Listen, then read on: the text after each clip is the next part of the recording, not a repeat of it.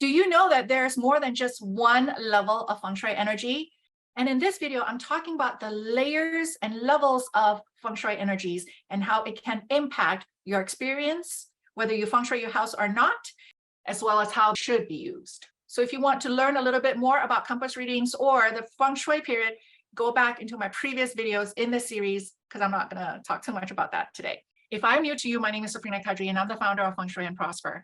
And in the past 15 years, I've been a consultant, teacher, and trainer, and I've worked with hundreds and thousands of students and clients all over the world to help them implement real Feng Shui the way it was meant to be practiced from like hundreds and thousands of years ago, so that they can finally see real results. Feng Shui being a study of energy, and science tells us this, energy is constantly moving. It is never stagnant, which is why you can't just do a place and just think that you can walk away.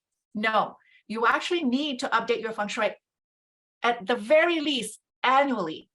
And so every year, just like 2023, we have our own flying star chart.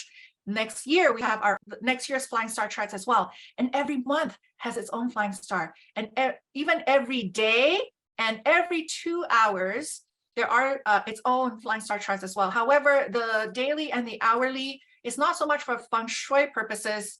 In some cases, yes, but I use the daily and the hourly flying star more for Chinese date selection. That's another different story over there. Just to give you an idea of what it looks like, this is the permanent energy of a house that is period 8 facing south 2 or south 3. Again, this is based on period and compass. So this is the permanent energy. Okay, so this is the permanent energy for a period 8 house that is facing south 2 or south 3. Okay, again, I'm not going to go through it. This here, go back to my previous videos.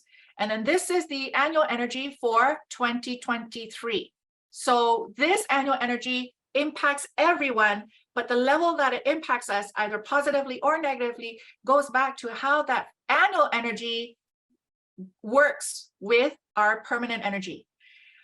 And as if not to confuse you even more, if you are an advanced flying star practitioner, such as my certification students, such as including myself, we also do our Feng Shui placement based on monthly energy. And in this example, this is the flying star chart for August 2023. So when we're doing monthly energy placements, we basically take this chart, superimpose it onto this chart. This is usually where I can forecast what can happen in a certain area, a certain direction for certain homes.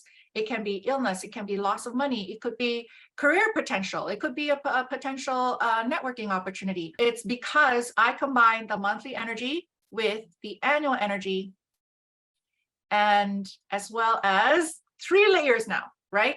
Permanent energy based on period and the compass. So proper, advanced, classical Feng Shui practitioners, and you might feel that you are very far away from that, but that's okay. At this level, I just want you to be aware of how Feng Shui really works. It might not mean that you can immediately apply this, but at least now you know what is real Feng Shui and what is fast food Feng Shui, fake Feng Shui. So permanent energy, annual energy, and then you have the 3rd layer, monthly energy on top. It's like a burger, right?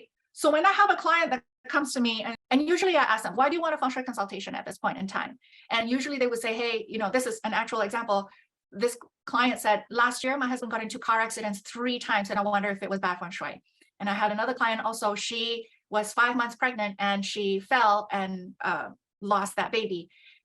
I stopped them from telling me when those accidents happen, because in real Feng Shui, in flying star Feng Shui, we are able to calculate the energies and pinpoint when it happened.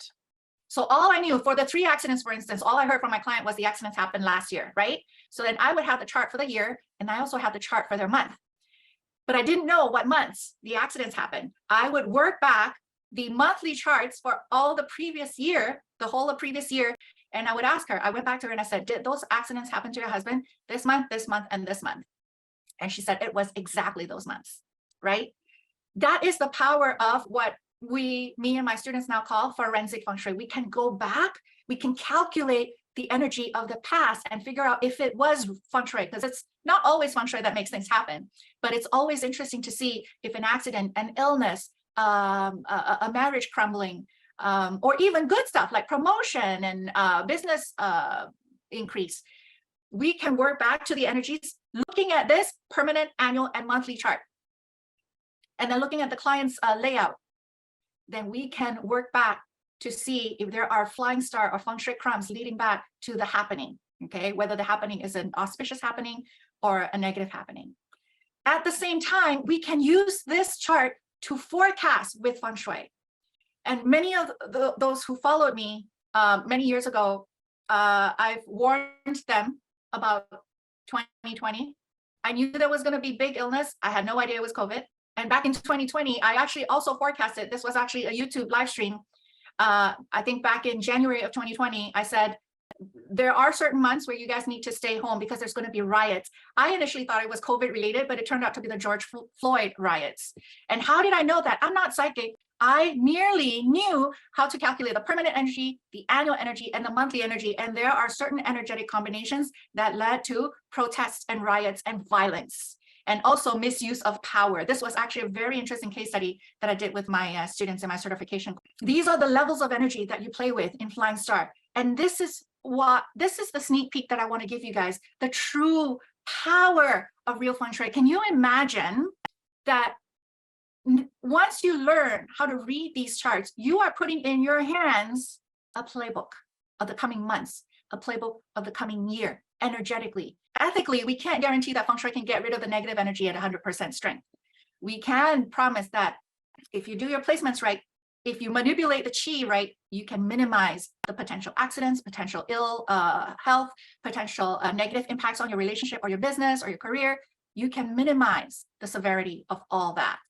And that is the power of Feng Shui that I really want to start sharing with the world. But because there is no one size fits all Feng Shui, it is so hard for me to put everything in social media like this because, again, you have a different layout.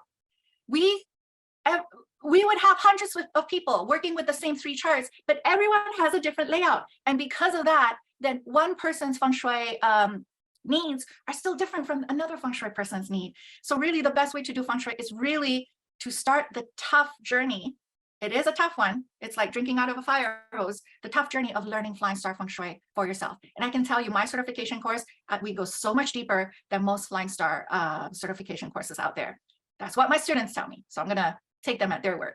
If you love this video, but you've missed my past videos in the series, you can go back and look for my past videos. Or if you want to just have everything presented to you all in one page, you can click on my link in bio.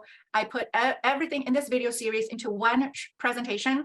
And you even get to download all the PDFs that I have here as well.